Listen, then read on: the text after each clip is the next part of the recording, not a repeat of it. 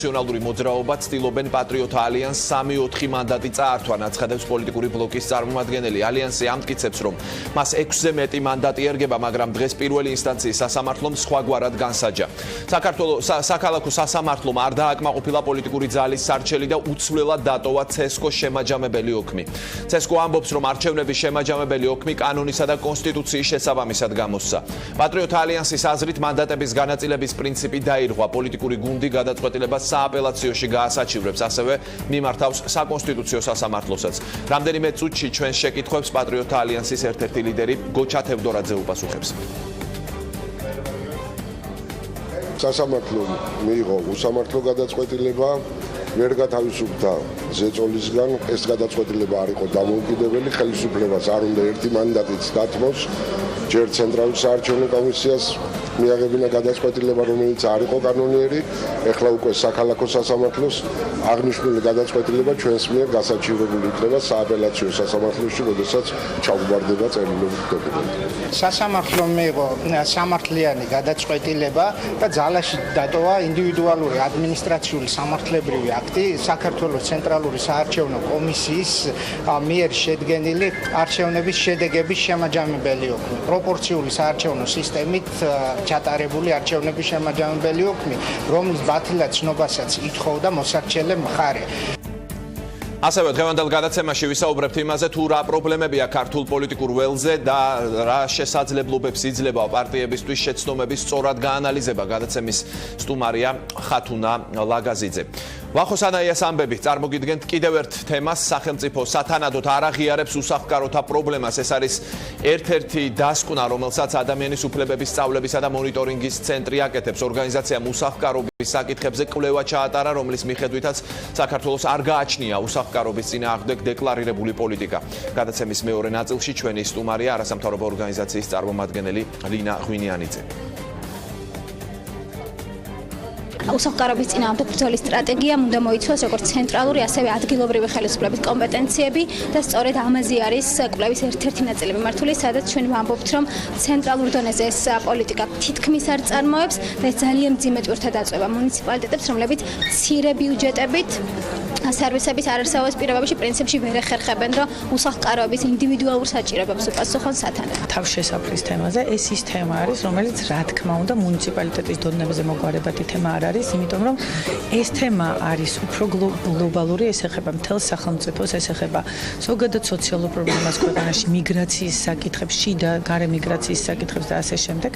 ამას სჭირდება უფრო ღრმა შესწავლა, ამას სჭირდება ერთიანი სახელმწიფოებრივი პოლიტიკის შემუშავება. კვლევას ახლა გავეცნობით, ახლა გავიგებთ ჩვენ რა რეკომენდაციები აქვს არასამთავრობო ორგანიზაციებს ზოგადად და კონკრეტულად EMC-ის საქართველოს მთავრობის და კონკრეტულად ჯანდაცვის სამინისტროს მიმართ ჩვენ განვიხილავთ ამ რეკომენდაციებს და გეგმავთ, რომ გრძელვადიან პერსპექტივაში უნდა გავაკეთოთ სტრატეგია, ქვეყნის სტრატეგია უსახლკარო პირებთან მიმართებაში, უსახლკარობის დაძლევასთან მიმართებაში.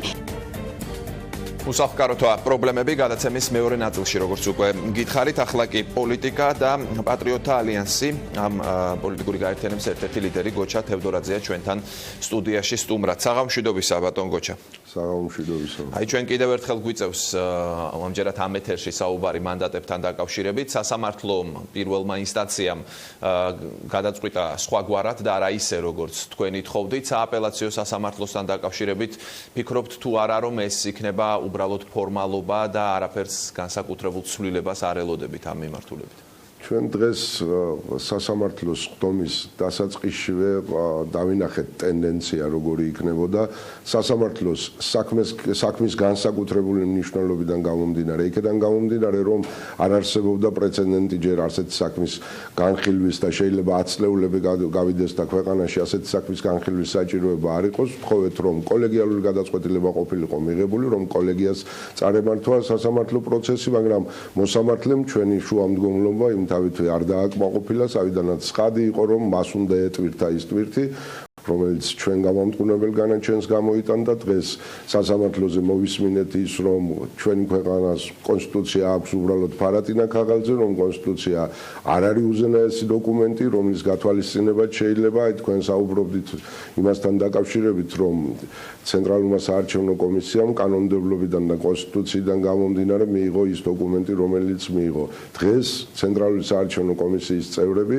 იქ ადასტურებდნენ მათი წარმომადგენლები რომ საქართველოს კონსტიტუცია საერთოდ არაფერს საუბრობს იმის შესახებ, რასაც შემაჯამებელი ოქმი, რასაც მანდატების განაწილების პრინციპი ქვია, არადა კონსტიტუციის 50-ე მუხლის მეორე პუნქტი ცხადად ამბობს იმას, რომ მანდატები ნაწილდება იმ პოლიტიკურ ძალებზე, რომლებმაც გადალახეს 5%-იანი ბარიერი და ამ მანდატების განაწილების შემდეგ თუ რომელიმე პოლიტიკურ ძალას არ ექვსნება ფრაქციამდე შევსებული ნორმა და ემატოს მას ეს მანდატები. თუ ჩვენ ცენტრალური საარჩევნო კომისიის წარმომადგენლების მსჯელობას მივყვებით, მაშინ კონსტიტუციის ეს 50-ე მუხლის მეორე პუნქტის ბოლო ეს ფრაზები, სადაც არის, რომ ის პარტია, რომელიც ვერ დააგროვებს მანდატების საკმარის რაოდენობას, მას შეევსოს ფრაქციამდე, საერთოდ არ იმუშავებს, რადგან კოდექსი ამბობს, რომ ჯერ შეუვსოთ მანდატები 6-მდე და შემდეგ აღარ გაუნაწილოთ ამ პოლიტიკურ ძალას. ბატონ გოჩა, აი საერთო სასამართლოებს რაც შეეხება, გასაგებია პირველი ინსტანციის გადაწყვეტილება უკვე ვიცით, თქვენ სააპელაციოში ასაჩივრებთ და სააპელაციოს ზემოთ ეს საკითხი არ მიდის, მაგრამ არის კიდევ ერთი გზა, ეს არის საკონსტიტუციო სასამართლო. ამ სასამართლოს მიმართ თქვენი ნდობა როგორია აი ამ ეტაპზე შეგიძლიათ? ჩვენ უთუოდ გავასაჩივრებთ ამ დღევანდელ გადაწყვეტილებას საქალაქო სასამართლოსაც სააპელაციო სასამართლოში, როდესაც დასაბუთებული გადაწყვეტილება ჩაუვარდება, იქიდან ორდღიანი მონაკვეთი გვაქვს ასეთი საკითხის გასაჩივრებისათვის და დაველოდებით იქაც ყოველ შემთხვევაში ვცდით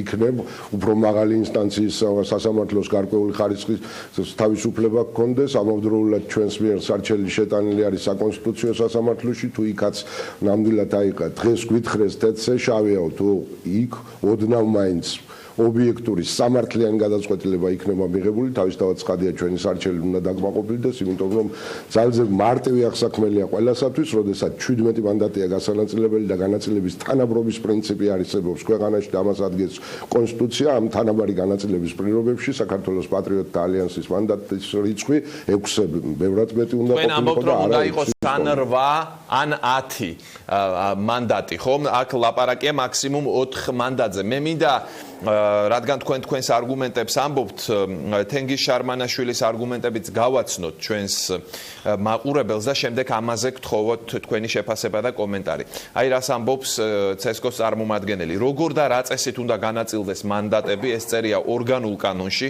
აღნიშნული თამაშის წესები ბევრად ადრე იყო დადგენილი, ვიდრე საარჩევნო პროცესი დაიწყებოდა. ყველა მონაწილე მხარემ რომ იცოდა, რომ ასეთ შემთხვევაში მანდატები ასე გადანაწილდებოდა, ასე რომ ვერავით არ პოლიტიკურ მოტივს ამაში მე ვერ ვხედავ, ამბობს შარმანაშვილი. როდესაც შარმანაშვილის ასეთ განცხადებაზე ჩვენ საუბრობთ, ვამბობთ, რომ კონსტიტუციის 50-ე მუხლი ცალსახად განსაზღვრავს იმას, რომ მანდატები ნაწილდება 5%-იან ბარიერს გადალახულ პარტიებზე და განაწილების შემდეგ, როდესაც არ ყოფნის რომელიმე პოლიტიკურ ძალას 6-მდე, ესე იგი ფრაქციის რიცხოვნობამდე მანდატების ოდენობა ევსება მას მანდატების ეს ოდენობა უკვე დადგენილი კანონმდებლობით და დადგენილ კანონმდებლობაში იგულისხმება თავისთავად ცხადია საარჩევნო კოდექსის 125 მუხლი და ის ნორმები, რომელიც იქ არის განმარტებული. მაგრამ ცენტრალურმა საარჩევნო კომისიამ 23 ოქტომბერს უულებელყოფა გააკეთა კონსტიტუციის, დღეს სასამართლომაც იგივე გაიმეორა და უულებელყო კონსტიტუცია, რომელიც ერთმნიშვნელოვნად განსაზღვრავს, ვის უნდა მიენიჭოს მანდატები და პრიორიტეტული რამ უნდა იყოს. ჯერ მანდატების გადანაწილება, თუ ჯერ ფრაქციის ნორმამდე შევსება.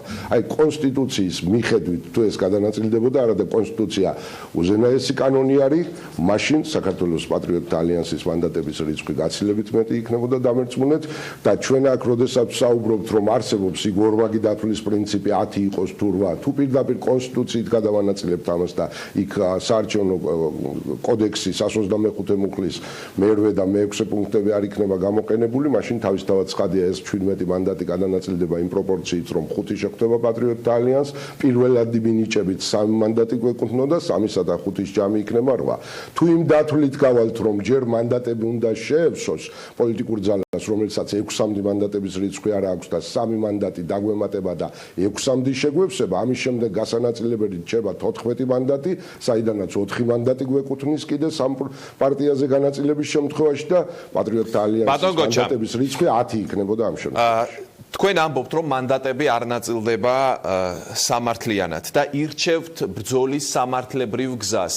მე მახსენდება საგარეჯოში, როდესაც თქვენ მიგაჩნდათ, რომ არ ჩატარდა ის არჩევნები სამართლიანად, აირჩიეთ სამართლებრივი გზაც, ყველა ინსტანცია გაიარეთ, მაგრამ ამასთანავე თქვენმა პოლიტიკურმა ძალამ მიმართა შიმშილობასაც და გაცილებით რადიკალური ფორმები იყო საგარეჯოს შემთხვევაში, ვიდრე ახლა. შეგიძლიათ გვითხრათ მკაფიოდ, რატომ აირჩიეთ ამ ეტაპზე მხოლოდ სამართლებრივი გზა და არა მაგალითად აქციები ან რაიმე სხვა ფორმა კიდევ? იმჟამად 2015 წელს საქართველოს პატრიოტთა ალიანსი იყო პარლამენტს გარეთ მყოფი პოლიტიკური ძალა, პარლამენტში ჩვენ წარმომადგენლობა არ გვყავდა, შესაბამისად პარლამენტთან წვდობა იმ კუთხით იყო მხოლოდ რომ შეხვედრა გქონდა პარლამენტის ვიცე-სპიკერთან, კომიტეტის თავმჯდომარეებთან, უმრავლესობის ლიდერთან, რომელმაც აგვიქვა დახმარება ამ საკითხში, განხილვა იმ საკითხებისა, ეს არ იქნებოდა მხოლოდ ჩვენთვის დახმარება, ეს იქნებოდა ზოგადად საარჩევნო გარემოს გაუმჯობესების კუთხით გადადგმული ნაბიჯი, მაგრამ ხელისუფლებამ ყველა ეს ჩვენი მოთხოვნა, შემდეგ ეს მოთხოვნები უკვე არა მარტო ჩვენი, არამედ სრულად ინტერპარტიული ჯგუფის იყო, ეს იყო უკვე ექსპერტთა ჯგუფის მოთხოვნებიც, მაგრამ უგულებელ ყოფილი იქნა ხელისუფლების მიერ. მაშინ ჩვენ სხვა არაფერი დაგვრჩენოდა, რადგან პარლამენტს გარეთ ყოფი ძალა ვიყავით, რომ აქციები გაგვემართა და პროტესტის უკიდურესი ფორმა. მაგრამ თუ კი უსამართლოდ ხდება ეს ყველაფერი, თან არჩევნების შედეგსაც თქვენ საბოლოო ჯამშიც გარიგებას უწოდებთ, ხომ? ასეთ შემთხვევაში მე რა რომ პარლამენტში შედიხართ, რა გიშლით ხელს, რომ უფრო რადიკალური ფორმები გამოიყენოთ, თუ კი არ ეთანხმებით ამ შედეგს. აღიარებთ საბოლოო ჯამში და შედიხართ პარლამენტში, მაგრამ არ ეთანხმებით. ჩვენ, როდესაც პარლამენტს გარეთ მყოფი პარტია ვიყავით, მაშინაც იმპერპარტიულ ჯგუფთან ერთად ხელისუფლებას ყველა კანონიერი გზით, სამართლებრივი გზით მოუწოდებდით იმისაკენ, რომ შეეცვალა კანონმდებლობა, წარუდგინეთ კიდეც საკანონმდებლო წინადადებები სისტემურ ცვლილებასთან, კოდექსში ცვლილებასთან დაკავშირებით. ეხლა, რადგან საპარლამენტო პარტია ვართ უკვე, მაგრამ ჯერ მეცხრე მოწვევის პარლამენტი არ დაუწყია მუშაობა, პარლამენტში თუნდაც იმ მცირე რიცხოვნობით, ჩვენი მოთხოვნები თუ არ დაკმაყოფილდება, შევეცდებით, რომ სამართლებრივ დონეზე, საკანონმდებლო ინიციატივების დონეზე წარმოვადგინოთ ეს საკითხები, რომელიც დაგენებასაც ვფიქრობთ უპირველესად, რომ საარჩევნო სისტემა, საარჩევნო გარემო შეიცვალოს და შესაბამისად კონსტიტუციაში შევიდეს ცვლილებები თუ საარჩევნო კოდექსში შევიდეს ცვლილებები, თუ ესიც არ გაჭრის, ჩვენ ამავდროულად ვთქვით, რომ ჩვენ ვიქნებით დამაკავშირებელი ხიდი სწორედ ინტერპარტიულ ჯგუფსა და პარლამენტს შორის, პარლამენტს გარეთ მყოფი პარტიები, რომლებიც კვლავ გააგრძელებენ მუშაობას საარჩევნო გარემოს გაუმჯობესებაზე, სხვა საკანონმდებლო ინიციატივებზე, სწორედ ჩვენ დავაკავშირებთ მათ საპარლამენტო პროცესთან, ვეცდებით, რომ ამ კუთხით, ამ ძალისხმევით, როგორღაც მივახციოთ იმას, რომ ქვეყანაში უკეთესი იყოს საარჩევნო გარემო, უკეთესი იყოს კანონმდებლობა და ყველა ის საჭიროებო საკითხი დავაყენოთ ამავდროულად, რომელიც ქვეყნისათვის უკეთესი იქნება.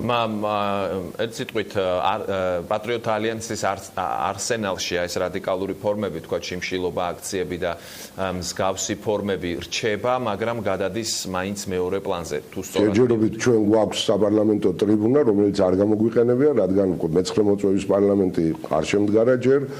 ფიქრობთ, რომ დავიწყოთ აქედან, გავაგრძელოთ ინტერპარტიულ ჯგუფთან ერთად საკანონმდებლო ინიციატივების დაყენება, თუ ქართული ოცნებისგან, იქ პარლამენტში მყოფი პოლიტიკური ძალებისგან, ცალკეული დეპუტატებისგან მხარდაჭერილი იქნება ჩვენი საკანონმდებლო ინიციატივები, კარგია, თორე და ასეთი ფორმებიც არსებობს, როდესაც სამართლებრივი გზით ვერ ახერხებ, პროტესტის სხვა ფორმებს შეიძლება მივმართოთ. გმადლობთ. გოჩა თევდორაძე, პატრიოტთა ალიანსის წარმომადგენელი იყო ჩვენი გადაცემის სტუმარი. ახლა ზოგადად პოლიტიკურ ველზე ვისაუბრებთ და ხათუნა ლაგაზიძე შემოგვიერთდა. საღამომშვიდობისა, ქალბატონო ხათუნა. გამარჯობათ. გავიდა ბევრი დრო ალბათ არა, მაგრამ საკმაო დრო იმისთვის რაღაც დასკვნები გაკეთდეს. იყო მოლოდინი